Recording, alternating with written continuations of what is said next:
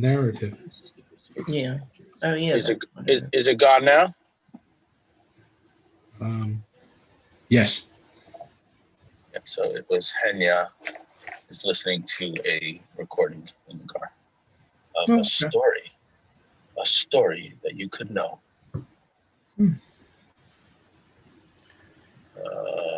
It almost sounded like the regular JLI narrator. Right. So that's that. And I'm going to hang up and see if I could have Carol join. And if she could, good. And if not, not. All right. I'll be, all right. I will be with you guys in a moment. Okay. I was thinking of the old Paul Harvey, and now for the rest of the story. What was he asking me? I wanted to know if you could log on to Facebook and stream the class, but it's not going to work on a practical level. Oh, okay. But it's going to have to be what it's going to have to be, and it is what it is. So we'll do what we got to do. All right. I'm going to hang up and get the other two people on. Okay. Who else is coming on aside from Carol? Carol and Paul. Oh, okay.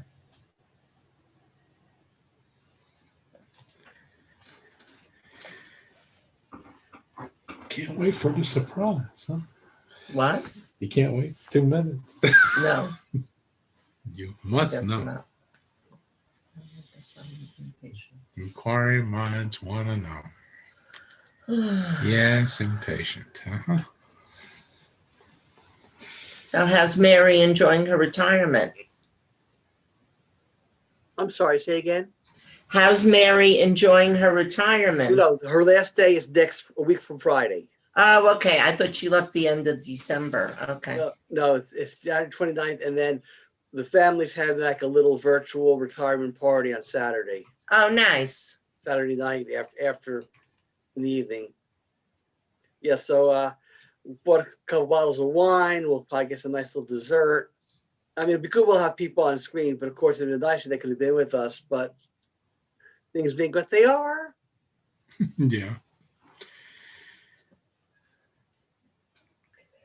How about you guys? Yeah, just same old, same old. You know, I mean, work's busy.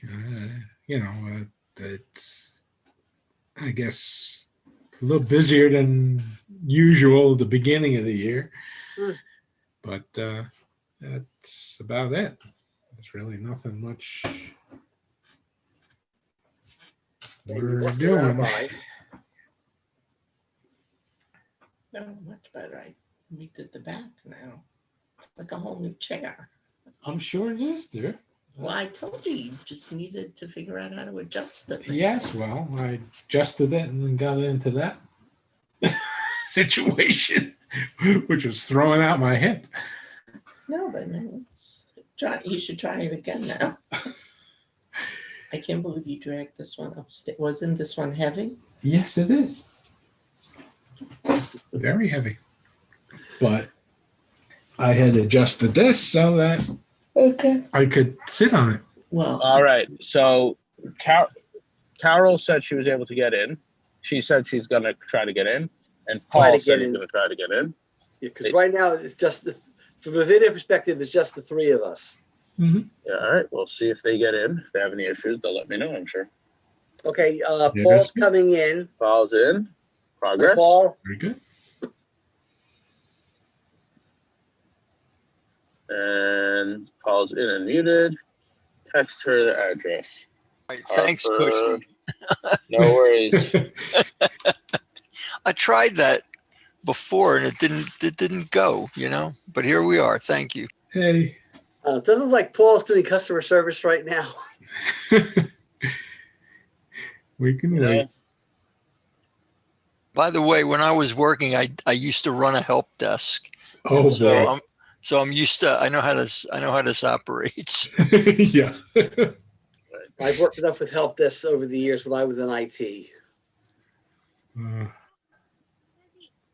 second, Henya. Yeah, I tell everybody, call the help desk because they live on opening and closing tickets. And that's the air that they breathe. That's Service right. Now, Jira, stuff like that. But lately, our help desk has been just arbitrarily closing the tickets. It doesn't matter if it's fixed or not. What do you want? The job done correctly? I want something done at least. Yeah, I still I had opened the ticket just before COVID about having problems with my antivirus on the computer. It kept on. And they said the whole world is suffering from a problem with their antivirus. So Little did you know you caused it all. That's right. Listen, we didn't want you to be lonely. So. Well, I couldn't get onto the VPN because I guess the program was blocking me. But yeah, it finally got me so I can get onto the VPN, and it didn't solve the antivirus issue, and they just closed the ticket. Okay, sorry to be a sad sack, but as we are already running 10 minutes late, maybe we should get started. Okay. Yeah, I mean, it's Yeah, not that long in terms of number of pages, but yeah, I mean, we always go at least the amount of time. Okay, we're talking about parenting. As it says on the title, tending to God's children, parenting isn't only about you. So bearing children is one of the 613 commandments. In fact, it's the first commandment that's recorded in the Torah, where where God tells Adam and Eve to be fruitful and multiply. If you want to get more specific, the mitzvah or commandment is to have two children, at minimum a boy and a girl. That's, continuity of the species there. And that mitzvah takes precedence over other obligations in the Torah. So along with bearing children comes the challenge of raising them. This one comedian summed it up. If you don't like sleeping, love a mess, enjoy loud wails, don't want savings like eating leftover fruit pulp, and would give anything to not shower properly for days, you know you're ready to be a parent.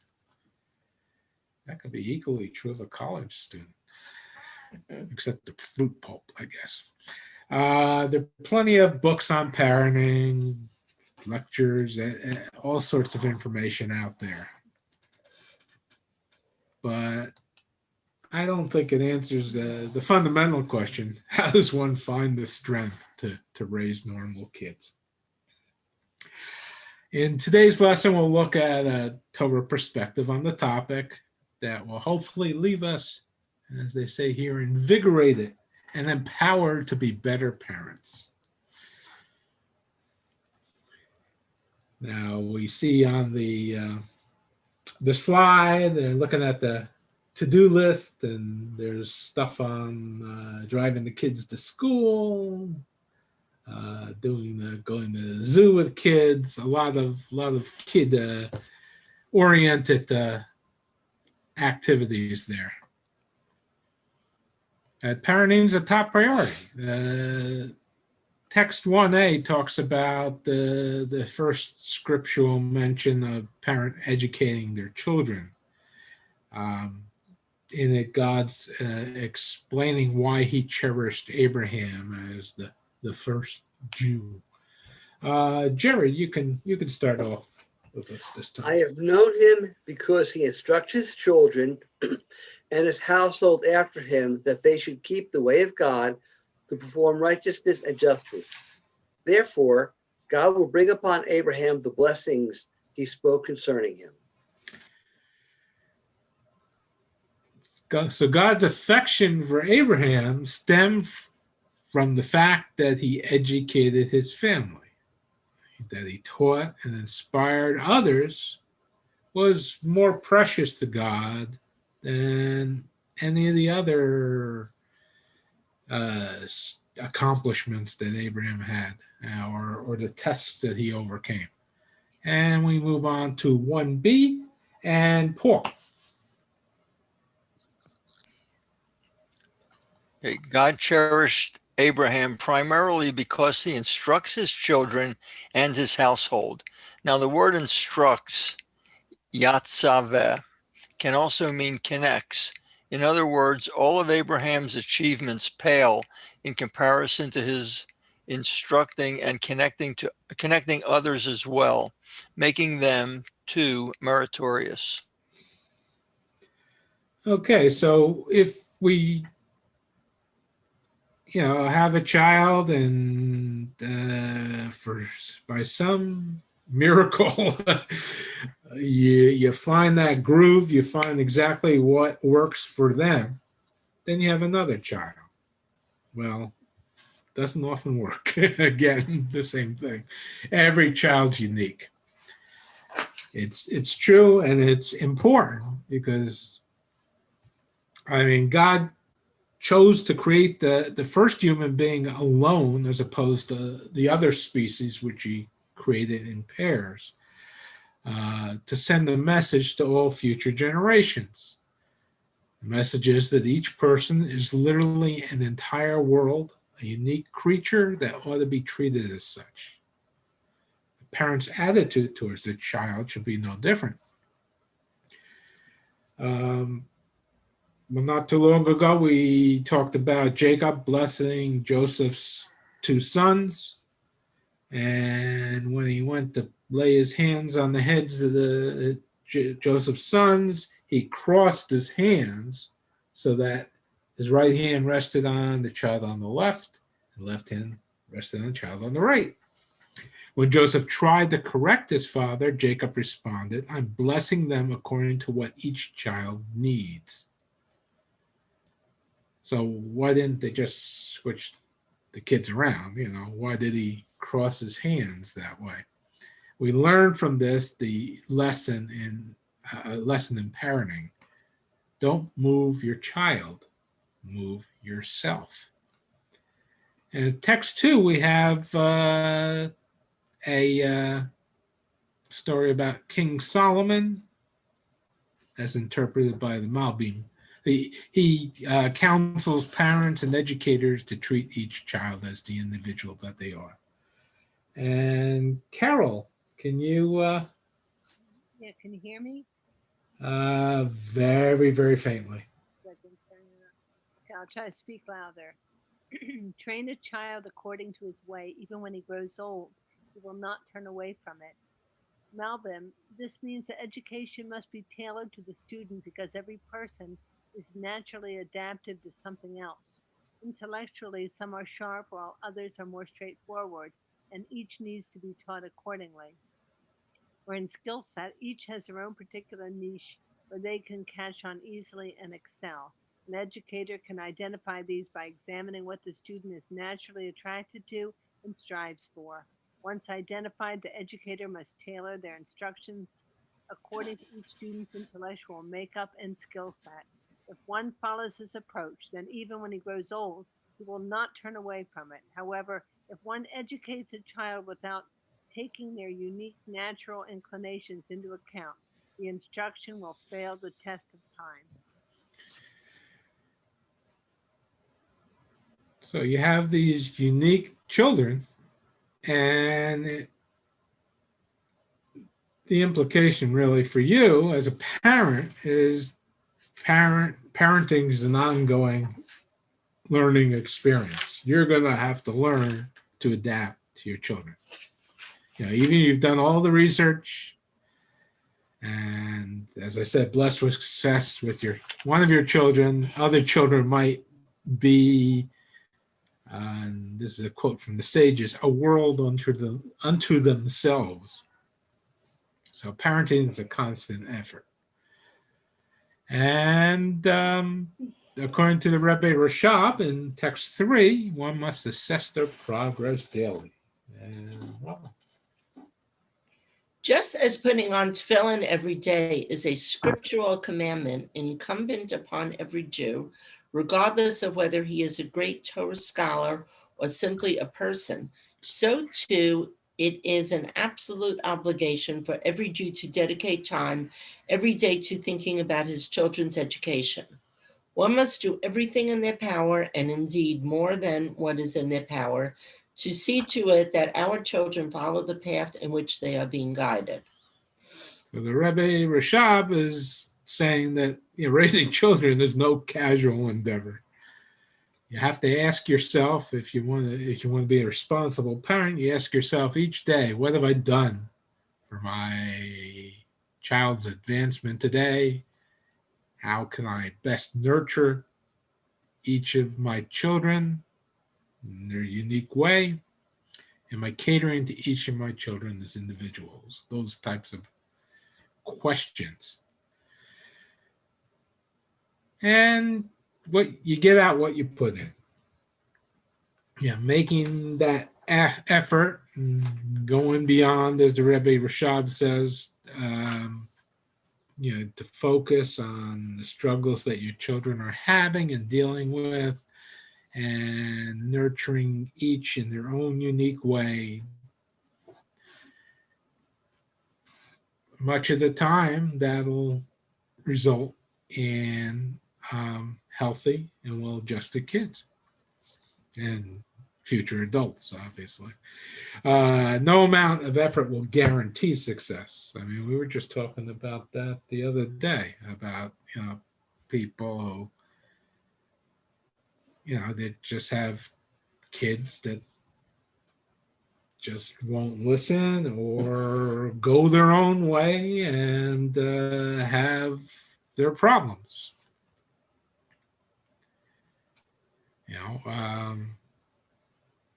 Sometimes it can seem downright hopeless trying to instill in your children the values and everything. But there's no secret formula or quick fix to the struggles of raising kids. In this lesson, we're going to explore a perspective that provides us with a different outlook on parenting and its struggles, and empowering us to take on parenting with joy. Before we present this, let's go to some Jewish writings on parenting.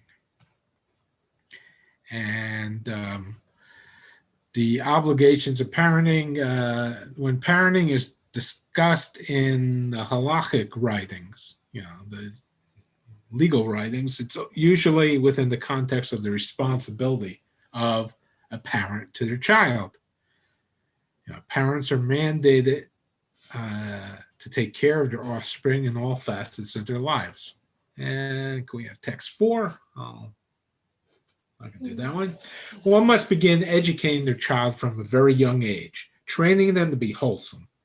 This training should include intellectual pursuits, proper behavior, and desirable character traits.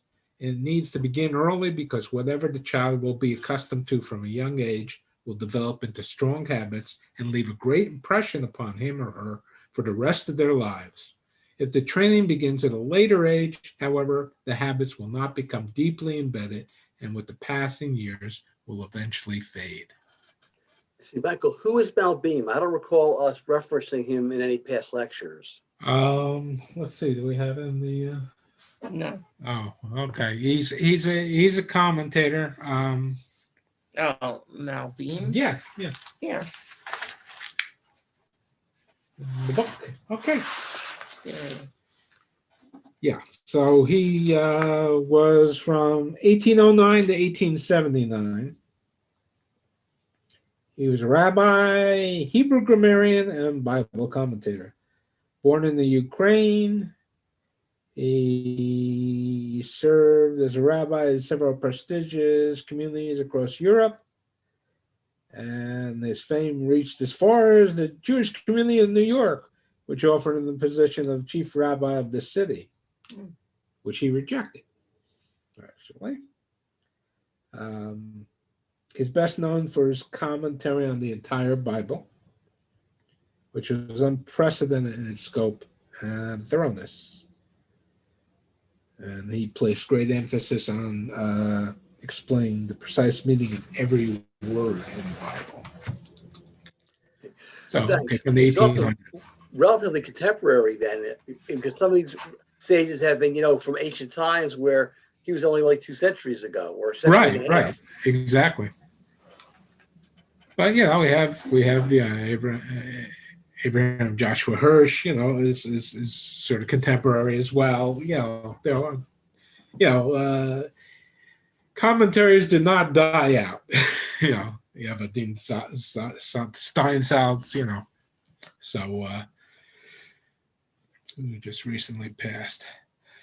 And here's another, the Shala.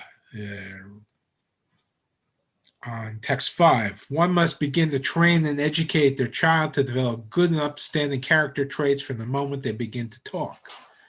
So start young and teach often, I guess. Particular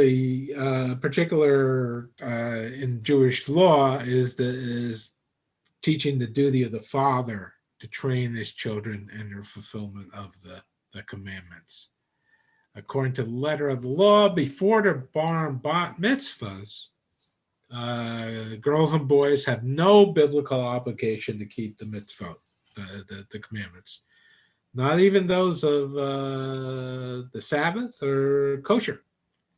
Really? Yeah. Nevertheless, the sages mandated that parents prepare their children for the future when they will become mandated in all the mitzvot. It's really wouldn't be fair to the child that you let them do or her do whatever they want, and then all of a sudden they're 12 or 13 and say, okay, that's it. Are you saying that potentially a 12-year-old boy could go out and have a bacon cheeseburger and that's okay? Well, they're not biblically obligated. It's biblically not forbidden. Mm-hmm. That it's okay. Listen, Jerry, don't push it. Okay, there is a distinction.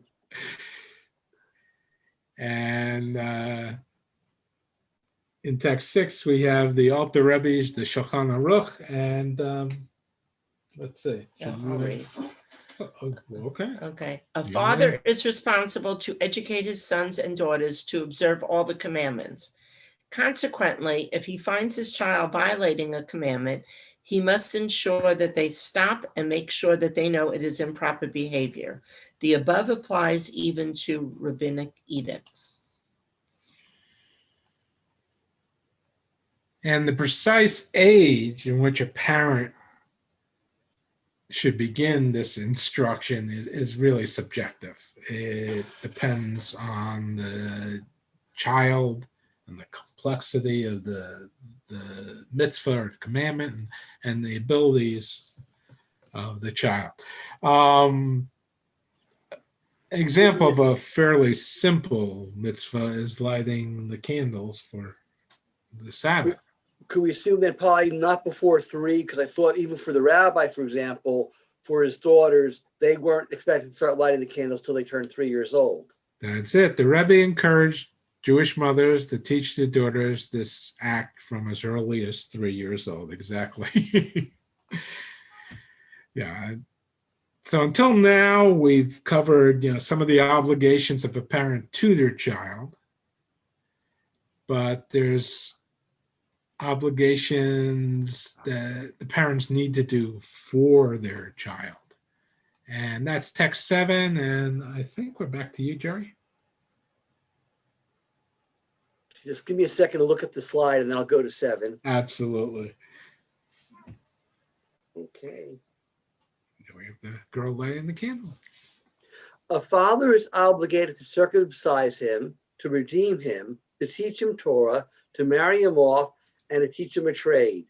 And some say a father is also obligated to teach his son to swim. I kind of understand everything but the swimming. I mean, swimming to me is more a luxury or a comfort as opposed to something you actually need to be able to do. Let's just say you're not a fisherman, okay, where maybe you actually have to have that skill.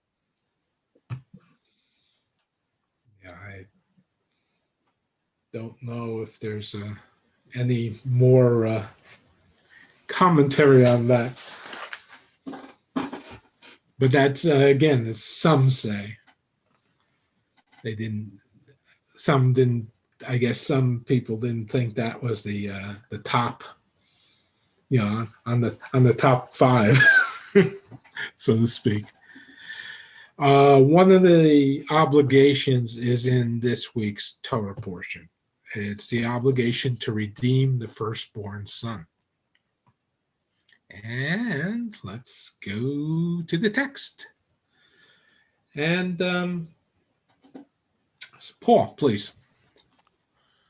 Okay, God spoke to Moses, saying, "Sanctify every firstborn to me, every one that opens the womb, firstborn to their mother, among the children of Israel, among men and among animals. They are all mine." The original idea was for the firstborn boys to become the priests, and for all the firstborn animals to be sanctified, to be offered as sacrifices. For a father to absolve his firstborn son of this, or for a non-kosher firstborn animal to be permitted for regular use as opposed to be sanctified, they need to be redeemed. In case of the animal, you can exchange that animal for a pure one, a kosher one, and the firstborn son is exchanged for money. Well, the firstborn son becomes a priest. Now, I thought that only Kohanim and maybe to a slightly lesser extent Levites can become priests. Yeah, well, the original plan was that the firstborns were going to be the priests. Regardless of the tribe. Yes.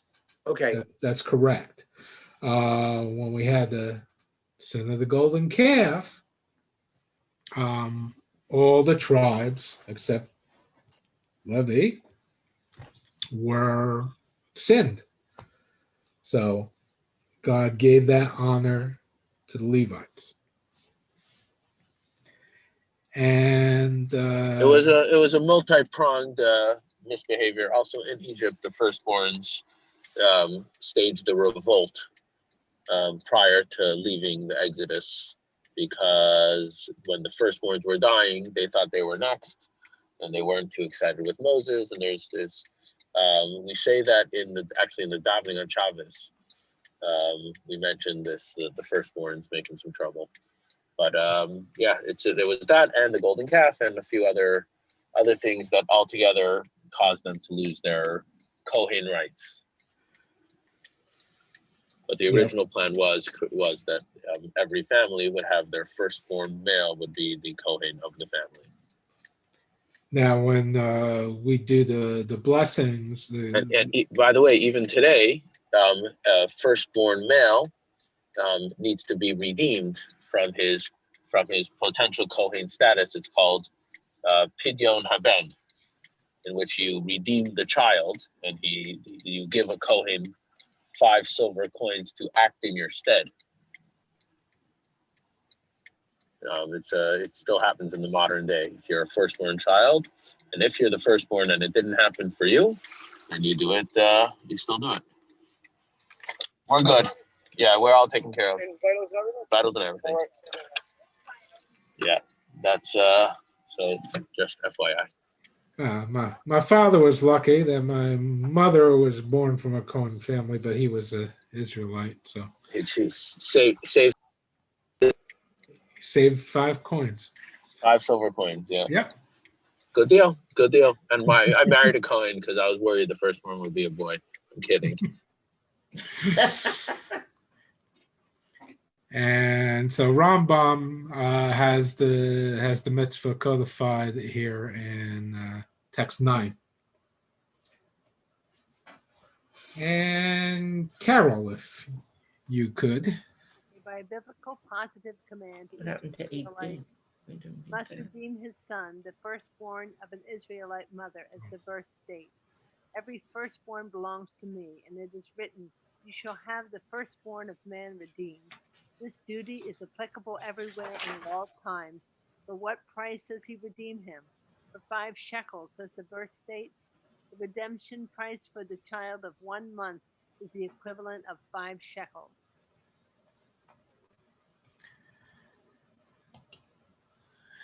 Okay, so as the rabbi says, the actual act of redemption is giving those 5 silver coins to the Kohen of your choice. Michael, yes, did they bring the story with Rabbi Lou in this class? I do not believe so, no. So if they didn't, remind me at the end to tell you the story of Rabbi Lou and disciplining your children. It's a very good story, but if they didn't bring it, I'm not going to add it in the middle. Yeah, no, I don't think so, but okay. Remember, the act of redemption is performed by the father handing the silver coins to any Kohen. Prior to the transaction, the father recites 2 blessings, one for this mitzvah and the Shechianu blessing as well. Okay. The reason for the duty to perform this ceremony is pretty straightforward. The child can't do it for himself. But how do we define this obligation? There are 2 ways of looking at it. So you can look at one that's the baby's obligation. It's the baby's commandment, and the father's only performing it as a proxy. Or 2, as much as the baby cannot possibly perform the mitzvah himself, the obligation really lies on the father to begin with. So is it the father's obligation or is it the child's obligation? Now, what difference does it make anyway? Yeah, it's a nice discussion, and we know the sages like that discussion, but at the end of the day, the father's duty bound to redeem his son. So who cares where the obligation lies? You know, the father's going to be forking over the money either way. But the Rebbe talks about a difference there in the approach, and that's in text 10. And to you. One of the practical differences between the 2 approaches, if the father, for whatever reason, neglected to redeem his firstborn, while a baby who would be obligated to pay the 5 coins when the child grows into an adult. According to the first approach, that the redemption is essentially the son's mitzvah, the adult son would naturally be obligated to redeem himself and pay the money. According to the second approach, however, that redeeming his son is the father's own mitzvah, even after the child turns into an adult, the father retains his obligation to perform the redemption. So which is it? If it's the second approach and the father's passed away also, what happens then? Right. I mean, all these things have been discussed over the centuries. It's actually an ongoing debate.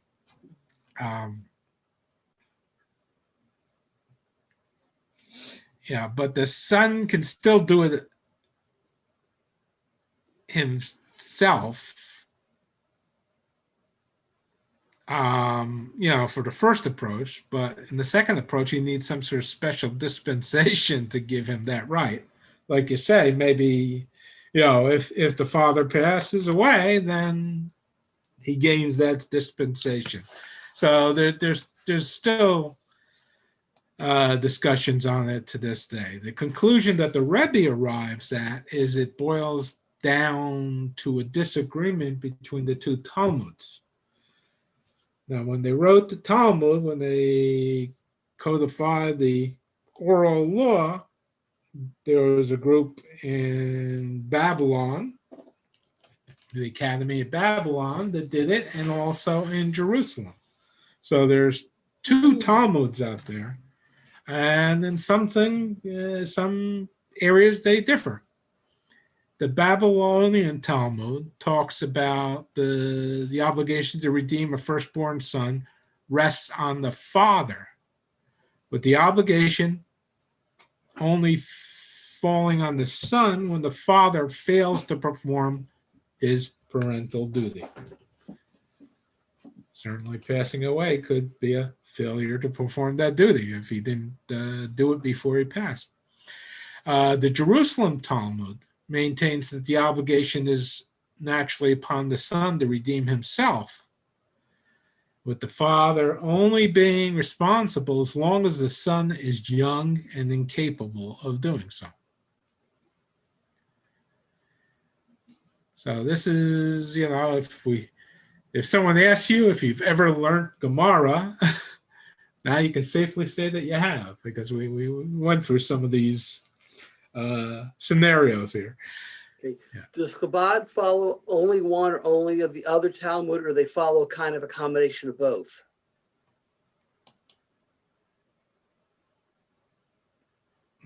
That would be So Chabad follows Torah, and in each situation, you have to make the correct decision based on what the Jewish law came to the conclusion. I believe the general gist, the general rule is that we follow the Babylonian Talmud, but they say except for the exceptions. But it's, again, Jewish law. Each situation has to be dealt with based on what it applies. And I'll give you I'll throw in just from a side point. When there's an argument and you have to make sometimes a tough decision in Jewish law, and although in a general situation you may follow the Babylonian Talmud, they may come to a conclusion and say, in this situation, since we could rely on the Jerusalem Talmud, then we're going to make the exception because it's a challenging situation, but we have who to rely on. So it's hard to say, put it like as black and white of one or the other. It's both. And which one comes first, the answer is depends. Okay, and that's a good enough answer. It was mere curiosity, and either answer was perfectly acceptable to me, or the answer you provided. I just wanted to provide an answer that was comprehensive and not just, oh yeah, both. Anyway, all good. I'll let you guys continue. Yeah, it's sort of considered that the Babylonian school had the scholars, more scholarly scholars. I guess it was a bigger school, I believe, because these were the exiles. But there's no ignoring the Jerusalem Talmud there. Okay, so what does all this have to do with parenting? So the big takeaway from this legal or halachic analysis is the obligation to children is just that, an obligation. It's not a choice. There are specific laws dictating the particular responsibilities a duty a parent must perform. So, you mean the Torah doesn't trust me to love my child and be a good father or a good mother? I have to have this rule book now mandating how I treat my child. The bond between a parent and a child is arguably one of the deepest bonds or connections in a human relationship. Parents possess natural love for their kids and would do anything for them, wouldn't they? Well, the answer is probably, it depends. Yes and no. Yeah, a parent wants and will try to do the best for their child, but a parent might not always know what is best for their child. And we can run the risk as a parent of letting ourselves get in the way of what ought to be done with their children. King Solomon said that love blinds and distorts. And, parents can let their natural love for their children blind them to what really needs to be done. So that's where the law comes in to fill that gap between the intentions, the loving intentions of the parents, and proper child rearing. So parenting isn't a subjective responsibility. The little trains of thought that go through your mind. Oh, my child's helpless, they need me. Or on the other side, I need my space. Oh, he or she needs to figure it out on his own. But it's a responsibility that you have to be actively looking and trying to figure out the best way to handle your children and teach them. You can't depend just on maternal instincts. It's a duty that's placed on every parent, regardless of circumstance, because they are parents. That's all. So again, what did I get myself into? You probably thinking. So let's go into the spiritual, the Hasidus. Hasidus tries to address that. It asks us to see parenting not as a burden, but put in a different paradigm. It's a privilege. It's not another obligation, but it's a mission. It's one of your core missions in life.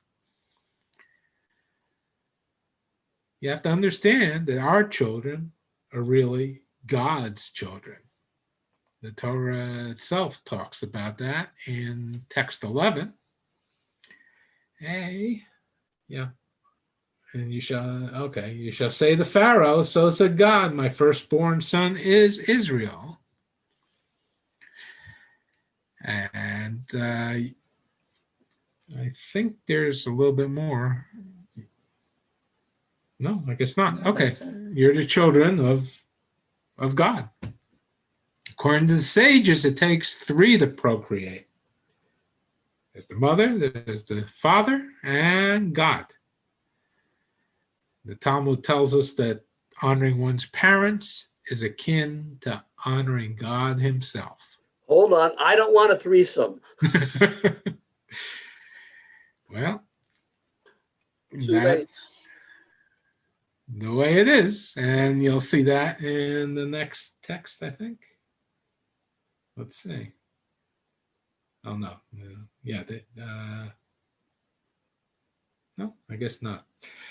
That's why I skipped that one. Yeah, text 12. And let's see, who are we up to? Did you do the last one?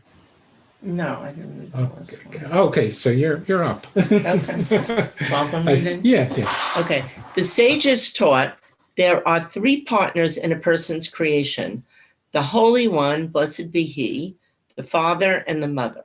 When a person honors their father and mother, the Holy One, blessed be He, says, I ascribe credit to them as if I dwelt between them and they honored me as well.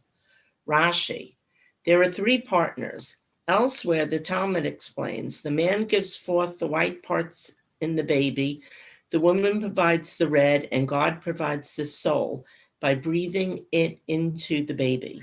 This soul is what enables the body to see, hear, and speak. So really, they're talking about a threesome here. God is the very parent of your child. The man and woman may create that body, but it's not really a true human being until God breathes the soul into that body. So a question that you can bounce around in your head. Imagine you're entrusted with caring for a child of someone you greatly respect and admire. And examples they give here is a great mentor, a relative, a world leader, or whatever. Visualize them personally charging you with providing with the child with whatever he or she needs to develop into the best version of themselves. How would you approach the task? Other questions, what values should you instill in this child? What are safe and healthy behaviors that you would encourage and others that you would restrict? Who should I allow to be around the child? How should I interact with him or her? Things like that. I mean, I think we would all take these questions very seriously. You'd be alert and aware to how the child is progressing. You wouldn't want to disappoint this person that entrusted you with the care of the child. We'd be motivated to make sure they're safe, but to be equally careful with their emotional and mental well-being. Now, getting back to the last text that we read, we're all in that boat. Every parent is faced with this situation because the children are literally children of God. So if you think about it this way, parenting becomes far from a burden. Rather, it's a life mission. And the Rebbe says it in text 13, every Jewish child we call God our Father in heaven. Every Jewish child is God's child. The biological father and mother are merely God's messengers who were given the merit to give birth to, raise, and educate a special child. So it's a complete paradigm shift. It reframes those obligations, associated with it. These rules that are in the Torah don't burden me. On the contrary, I latch onto them as helpful instructions to help raise God's child.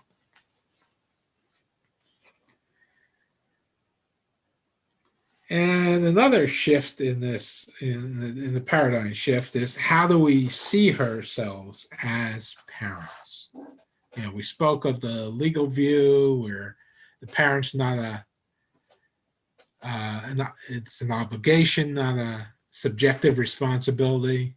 It's tied to the core identity of us people who are parents. That could be quite stressful if you look at it from that, that definition. And you throw in the fact that that child is God's child, only temporarily entrusted with me. Well, stress rises to another level. If it was my child, then I could be somewhat excused for the mistakes I make. We brought that child into the world. And we did our best, but we're only human. We'll make some mistakes. But if it isn't my child, but God's child, how can I live with myself for being, the failings that I'm bound to commit or the errors? If God entrusted you with his children, that itself is proof that you're cut out for the job. Just as every child is unique and special, so is every adult, every parent. So if the child was sent to you by God, then God designated you to be their parent. You weren't arbitrarily chosen for this mission, you were appointed. Definitely, it's a monumental task. It's not a task to be taken lightly.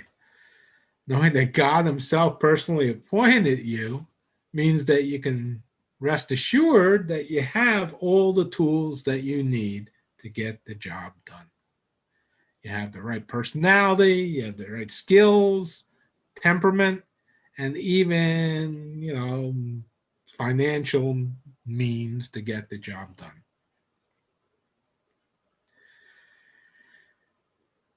Now, when we've been talking about the legal discussion, we focused on the mitzvahs that the father is obligated to perform, but should be pointed out that the duty of parenting applies both to the mother and the father. And in fact, Jewish mothers have traditionally played the central role in rearing the children. And we go to text 14, and let's see. I think we're up to Paul, perhaps, if you would. Okay. Yeah. Moreover, women have a special advantage over men when it comes to education and even discipline. The feminine qualities in women allow them to impart their guidance with intimate closeness, soft-spokenness, love, and affection, much more than a man can offer. This is especially pertinent in recent times when it is precisely the loving and warm approach to education, train a child according to his way, that bears the most fruit. Another important question we need to ask is, what does God want from me as a parent of his child? What's our job description? The Rebbe, let's give you a chance to read that. Again, we have all the right tools and we were appointed for this job. Okay, so let's move on. Okay, I'll get this. Just in the interest of time. Well, we are nearly there, actually. There are three partners in the forming of a person: the person's father, mother, and God. The division of responsibilities in this partnership is as follows. The biological parents are responsible for the spiritual welfare of the child, education, for example. Meaning to say, God entrusted them with an extremely precious deposit, a godly soul from on high, with the hope and expectation that the parents will complete their assignment and see to it that this child's soul be overtly expressed in everything he or she does. A job well done means that when looking at this child, one should be able to identify that this is a member of the nation that was told by God, and you shall be to me a kingdom of princes and a holy nation. But when it comes to the physical needs of the child, that he be properly fed, clothed, be healthy, etc., that is God's share of the partnership. And when the parents observe their side of the partnership by educating their child to be an upstanding Jew, then God observes his side of the partnership by providing the parents with all their needs, whether it be finances, health, etc. Our job as parents goes beyond providing for our children's needs and wants. It goes beyond being on standby 24/7 to make sure they're safe and secure. Even goes beyond that pinya haben, the bris, or any other ritual that we're obligated. the life mission of a parent is to address the core of who their child is. God entrusts the soul of a child with us. Our job is to mold their entire being in a way that allows their true identity to shine. It means showing by example of how to be a Jew, fostering within them solid values and ethics, teaching them to follow their Father in heaven, God's ways of being kind and compassionate to others. And it means providing them with a solid Jewish education, fortifying them with the tools to shine their godly light into the world. Along with this mission of nourishing and cultivating our child's soul is the duty to protect it. Children are very impressionable, and that has its advantages as well as its disadvantages. And as a parent, you have to keep that in mind.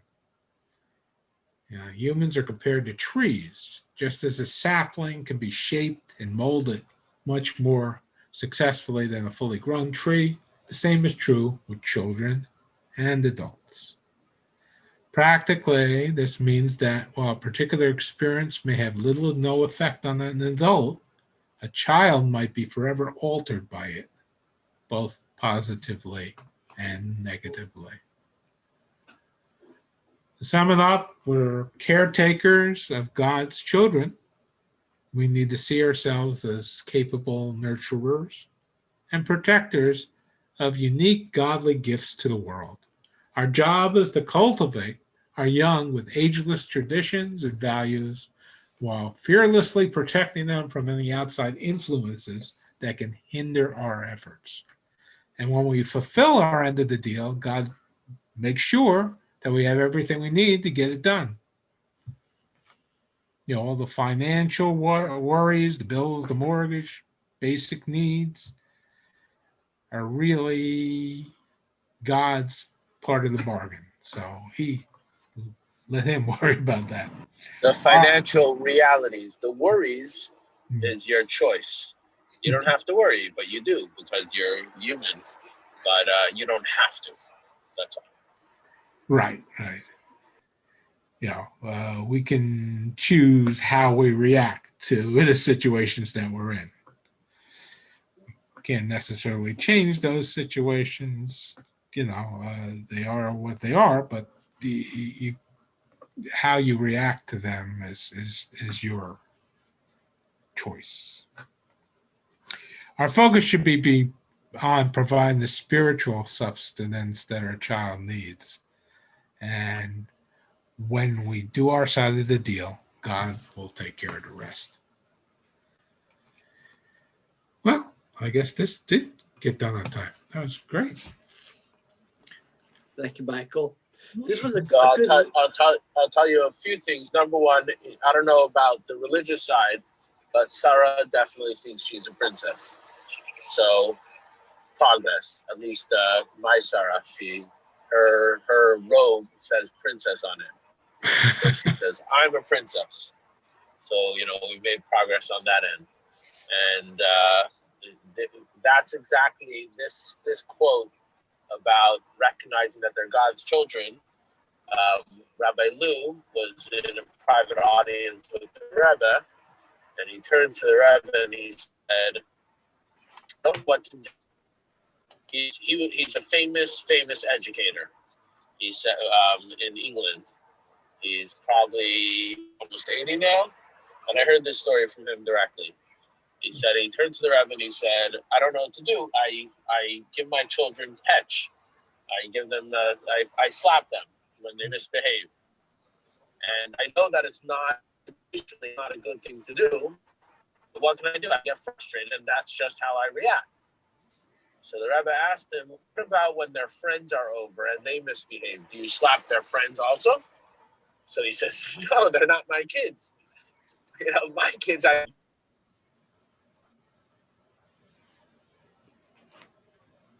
So the Rebbe said, "And your kids are not God's children? They're God's children. Who gave you? How dare you slap God's children? And if you recognize that, you won't slap them." Okay. Yeah, no, that would have been a good addition to that. Okay, so anyway, everybody have Jerry, I cut you off. What did you want to say? yeah. Okay, overall, I thought it was a good class. The only problem is, I think with the exception of you, Rabbi, I don't think anybody attending this meeting has a child younger than their mid-20s. So I'm going to ask you a question, and you need to give me your honest answer. Do you think that your parenting job is over because your children no longer live at home? No, but it's definitely a lot more limited than it was when they were young. Right, but it's still your responsibility to make sure that your children have the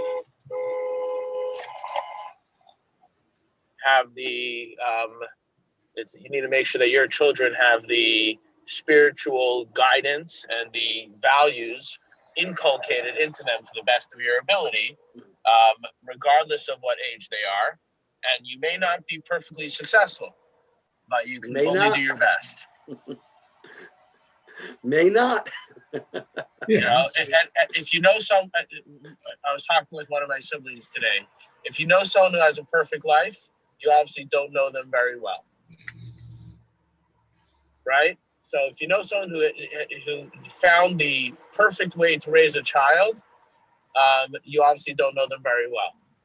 Someone called my father once, a rabbi, and he says, Rabbi Schusterman, I want to know, all your children are observant.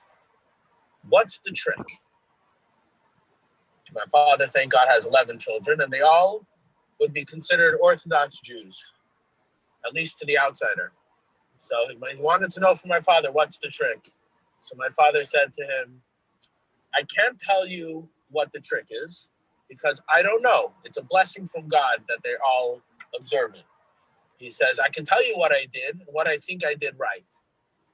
But despite me, not because of me, is part of it. And I think that's part of the balance of you can do your best to give your children certain values, but there's a limited amount of control that you actually have. We had a class a few years ago which discussed, I believe it was a class that we discussed the difference between influence and control.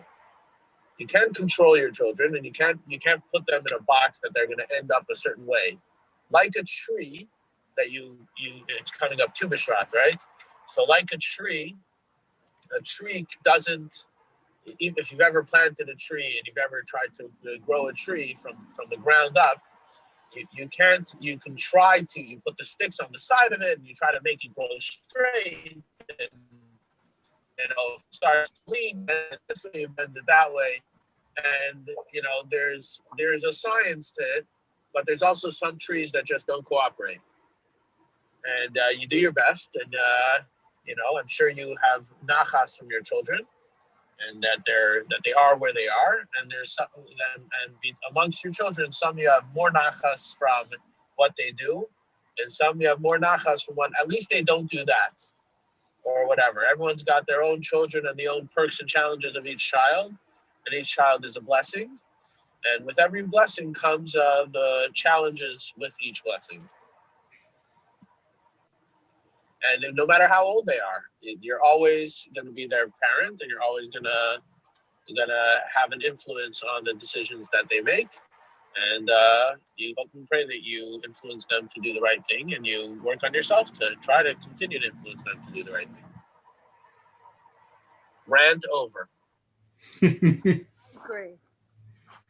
But it's very true. I mean, okay, I have two children, and one is constantly looking for advice and beats ideas off of us, and the other is happy that she's off and away, that she doesn't have to have us involved with every decision she makes. Kind of like us too, where Laura constantly talks to Mary, and Allison, we're lucky we hear from her once a week. Right. So that doesn't mean the one's better than the other. No, not at all. They're just very different kids.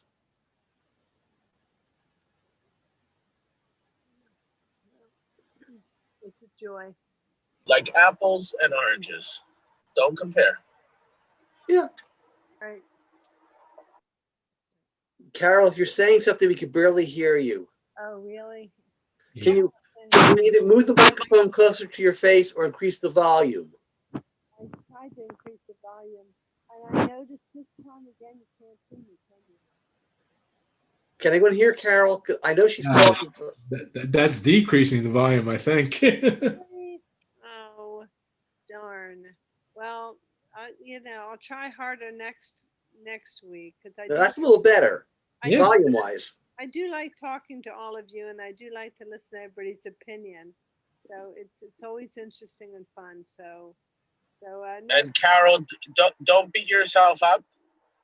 We're glad you were able to make it and hope you were able to hear. And volume issues are just volume issues.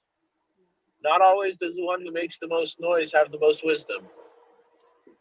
so thanks a lot for that, and thanks again, Michael. Thanks everybody.